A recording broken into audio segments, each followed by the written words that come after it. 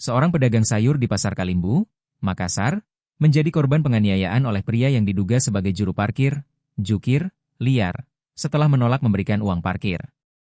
Aksi kekerasan itu terekam kamera CCTV dan kini viral di media sosial. Korban berinisial JG, 49, dianiaya saat sedang berdiri di dekat mobil bak terbuka miliknya di Jalan Veteran Utara, Kecamatan Bontoala, Kota Makassar, Jumat, 25 Juli 2025.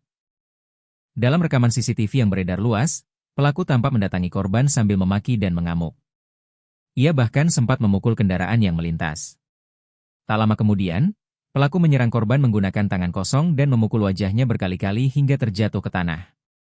Korban hanya bisa pasrah sebelum sejumlah pedagang lain datang melerai. Pelaku kemudian meninggalkan lokasi. Warga di sekitar tampak enggan mendekat karena pelaku dikenal sebagai sosok yang kerap membuat keributan di kawasan pasar.